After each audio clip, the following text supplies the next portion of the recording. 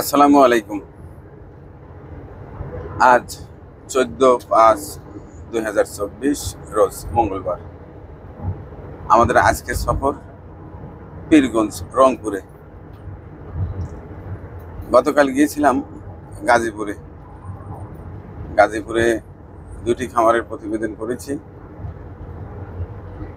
সারা রাত এডিটে ব্যস্ত ছিলাম। আমরা টিমের সকল সদস্যরা ভোরে উঠে রওনা দিয়েছি রংপুরের উদ্দেশ্যে। এখনো নাস্তা করা হয়নি, হয়তো বগুড়ার এলাকায় গিয়ে কিছু নাস্তা পানি করে চলে যাব।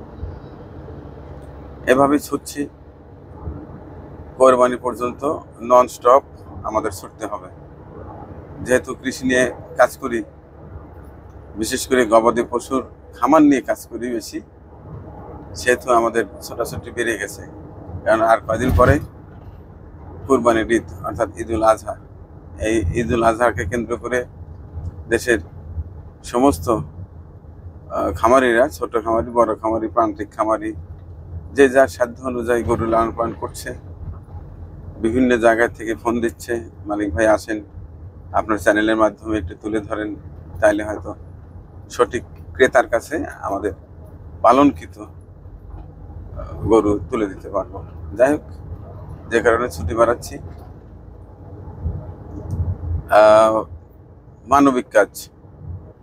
মানবিক কাজ আপাতত বন্ধ রেখেছি, যদি বা হাতে কিছু কাজ ছিল সেটি চলছে। আজকেও সন্ধ্যার সময় আরেকটি ভিডিও পাবেন, সেই তদন্তের 3 নম্বর ঘরের ভিডিও। চমৎকার একটি ভিডিও, সন্ধ্যা 6টায় পাবলিশ হবে, শিডিউল দিয়ে আসছি, দেখবেন। তো আসলে আপনাদের সঙ্গে আড্ডা দেওয়ার সময় পাই না, কথা বলার তেমন সময় পাই না। যাচ্ছি বগুড়া, এদের সিরাজগঞ্জ রোড, গোল চত্বর পার হলাম, গাড়ি চলছে। ভাবলাম এই ফাঁকে আপনাদের সাথে 2-4 মিনিট কথা বলি, মনের কিছু দুঃখ আপনাদের সঙ্গে শেয়ার করি। ছোটবেলা থেকেই অক্লান্ত পরিশ্রম করেছি, এখনো করছি, সততার সাথে। এই কৃষিচিত্র চ্যানেল 2017 সালে শুরু করেছি। কৃষিকে ভালো লাগার কারণেই আমার এই কৃষিতে আসা। ভিডিও ফুটেজগুলো ধারণ করি, আপনাদের দেখাই, আপনারা উপকৃত হন, অনেকেরই ভালো লাগে, যে কারণে ছুটে বেড়াই। এখান থেকে যেটা ইনকাম হতো বা হয়, সেটা দিয়ে আমার মূলত সংসার চলে। আমার আহামরি চাহিদা নেই, যেটা এখান থেকে ইনকাম হয় আলহামদুলিল্লাহ আমার নিজের চাহিদা পূরণ হয়ে যায়, সংসারের চাহিদা পূরণ হয়ে যায়। এরপরেও কিছু উদ্বৃত্ত থাকতো, সেটি দিয়েই আমি মূলত আমার বাড়ির আঙিনায় গরিব ভুকা মানুষদের খাওয়ানো শুরু করি।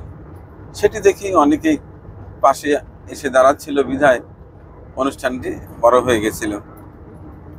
যেমন প্রথম দিনের কথা যদি বলি, প্রথম দিন আমি 50-60 জন গরিব অসহায় মিসকিন মসজিদের সামনে থেকে ভ্যান ভাড়া দিয়ে ধরে নিয়ে এসে আমার বাড়ির আঙিনায় সবুজ ঘাসের উপর বসিয়ে মুরগির রোস দিয়ে ভাত খাইয়েছিলাম।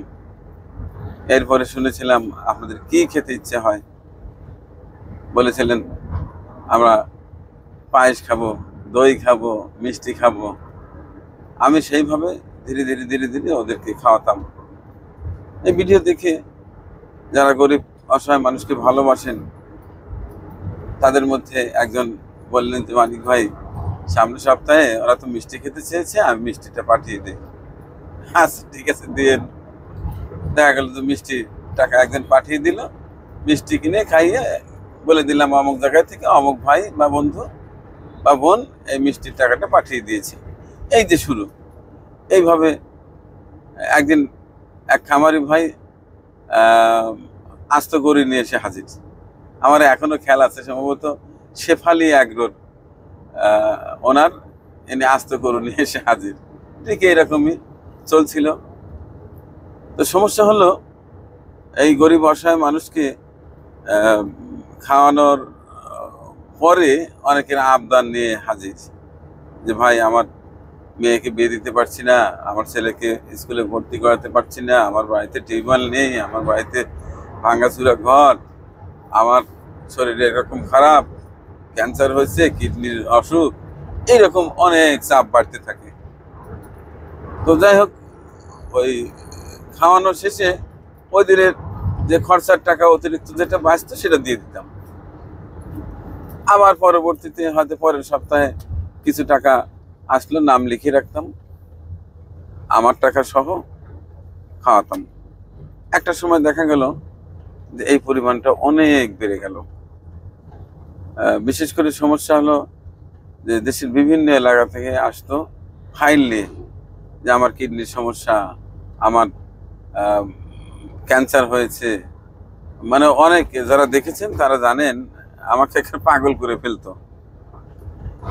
এই সমস্যাগুলো সবচেয়ে বেশি ছিল। পাশাপাশি যেটি আমার মন খারাপ করা একটি সমস্যা, অনেকেই ধারণা করতেন বিদেশ থেকে কত টাকা বা আসে, মানিক হয়তো নিজেই খেয়ে ফেলে।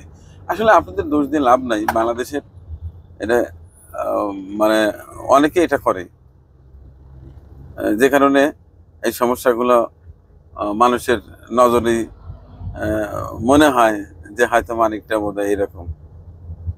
যেমন একটা কথা না বললেই নয়, হয়তো অনেকেই রাগ করতে পারেন, কিন্তু সত্য। আমি অনেক রাস্তায় দেখেছি বা অনেক কাজে দেখেছি রডের বদলে বাঁশের ফালটা। উপর থেকে তো বাঁশের ফালটা বাজেট করা হয়নি, উপর থেকে যে টাকা বাজেট দেওয়া হয় সেই টাকা দিয়ে যদি সঠিকভাবে কাজ করা হয় তাহলে কিন্তু কাজগুলো অনেক ভালো হয়। কিন্তু ওই ঘাটে ঘাটে ওই সেই চকলেটের মতো মানে একটু করে চটকাতে লাস্টে এসে দেখা যায় কিছুই থাকে না, যে কারণে অনেকেরই ধারণা মালিক হয়তোবা এই ধরনের কিছু করে। যাই হোক, ছোটবেলা থেকেই পরিশ্রম করছি, আজ পর্যন্ত কেউ বলতে পারবে না মানিক, কারণ একটা টাকাও তসরুপ করেছে, কষ্ট করেছি জীবনে। এখন এই কৃষি বিষয়ক অনুষ্ঠান ব্যাপকভাবে সবার পছন্দ হওয়ার কারণে আমার চ্যানেলটি বেশ ভালো, 1 মিলিয়ন সাবস্ক্রাইবার অনেক আগেই হয়েছে। আমার ফেসবুক পেজটি বেশ ভালো, এখান থেকে যেটা ইনকাম হয় সেটা দিয়ে আমার সংসার চলে, আমার টিমের খরচা চলে। এই যে সারা দেশে ঘুরে বেড়াই, আগে ভাড়া গাড়ি নিয়ে ঘুরে বেড়াতাম, কারণ দেশে এমন কোনো জেলা নেই, এমন কোনো উপজেলা নেই আমার মনে হয় যে বাদ আছে, 2-4টি বাদ থাকতে পারে। এই যে দূর দূরান্ত যেতে ভাড়া গাড়ি নিয়ে যেতে অনেক প্রবলেম হতো, ইচ্ছেদিনভাবে সেই জমির কাছাকাছি যেতে পারতাম না, ভাঙাচোরা রাস্তায় যেতে পারতাম না, ড্রাইভার আপত্তি করতো। যে কারণে বগুড়া থেকে একটা পুরান গাড়ি কিনেছি মাত্র 6,90,000 টাকা দিয়ে। এই গাড়িটা একটু গেট আপ ভালো হওয়াতে অনেকেই অনেক কথা, কি বাবা মানিক কত টাকা দিয়ে যে গাড়ি কিনছি, গরিব মানুষের টাকা মেরে, এইগুলো কথা আমি মেনে নিতে পারি না। তো যাই হোক, অনেক কষ্ট আছে। তো এখন ভাবছি যে আমার যে কাজ, কৃষি নিয়ে কাজ, এটি নিয়েই আমি ছুটে বেড়াবো। এখান থেকে আমার ভালো একটা আর্নিং আসে, সেটা দিয়ে আমি আমার পুরো টিম চালাতে পারি। এখান থেকে যেটা অতিরিক্ত থাকবে সেটি হয়তো আমি মাসে প্রতিটি শুক্রবারে খাওয়াতাম, হয়তো বা এক শুক্রবারে খাওয়াবো। আগে 2000 লোক খাওয়াতাম, প্রয়োজনে 100 লোক খাওয়াবো, অসুবিধা কি।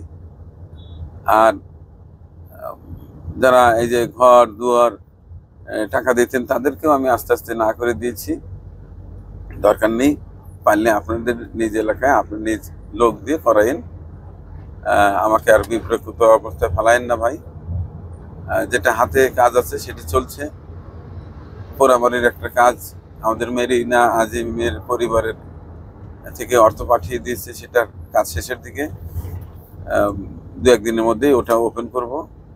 এছাড়া আরেকটা ঘরের কাজ চলছে আমার আরেক ভাই সাজ্জাদ ভাইয়ের আর্থিক সহায়তায়, সেটি দ্রুতই ওটি সম্পন্ন হবে, দেখাবো।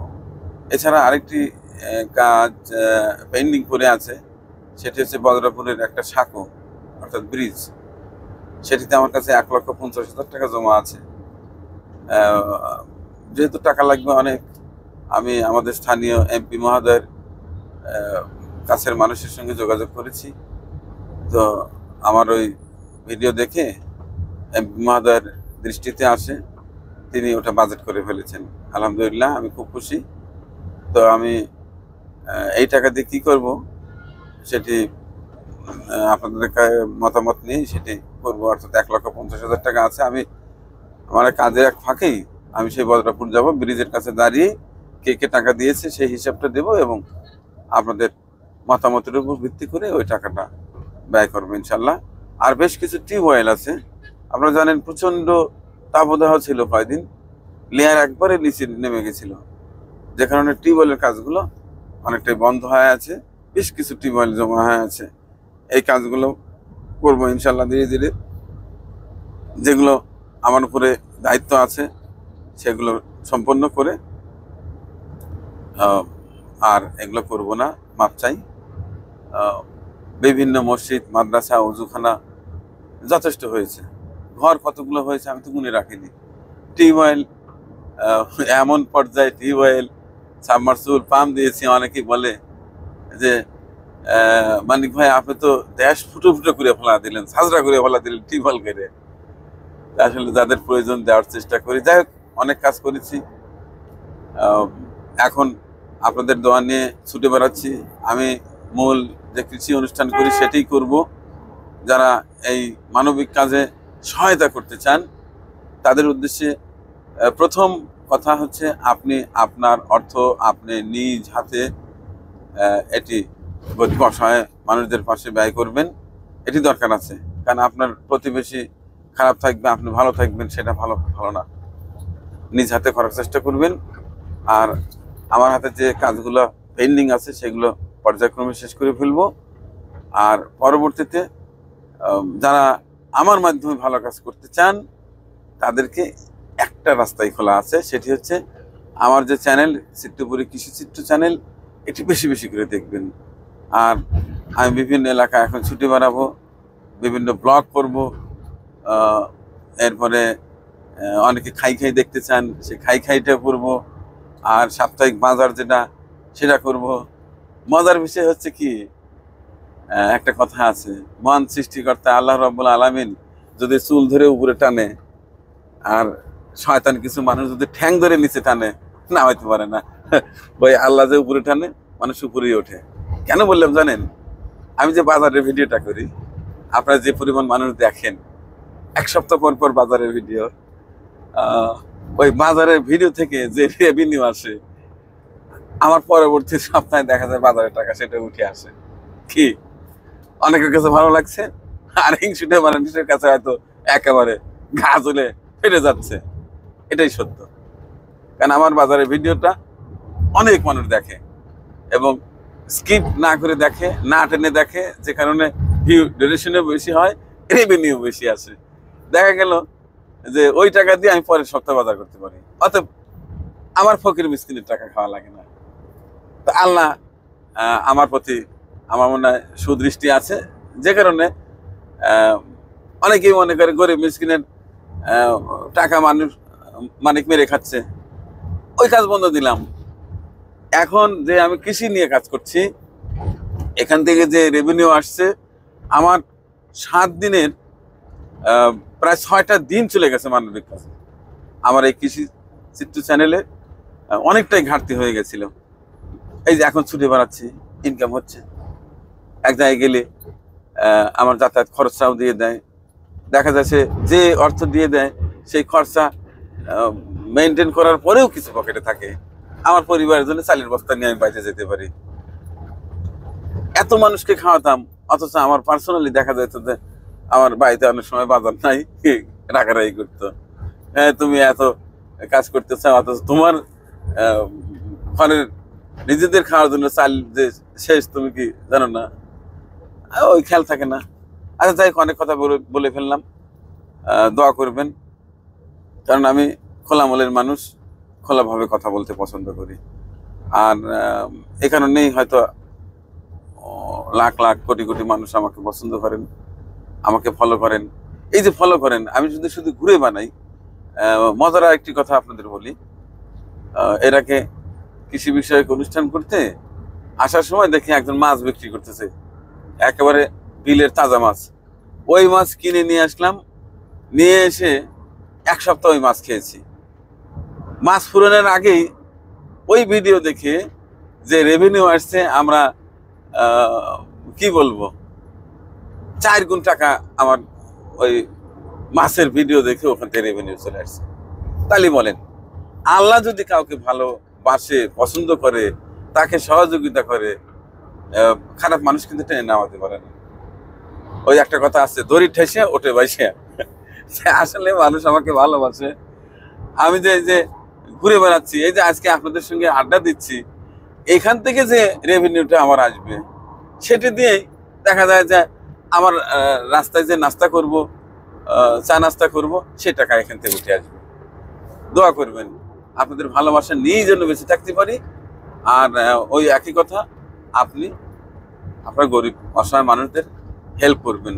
কারণ কি, খুব খারাপ লাগে, যেমন আজকেও বাসাতে বেরোচ্ছি, বাসার সামনে কয়েকজন বসে আছে, একজনের ঘর দরকার, একজনের বাচ্চাকে চিকিৎসা করাবে।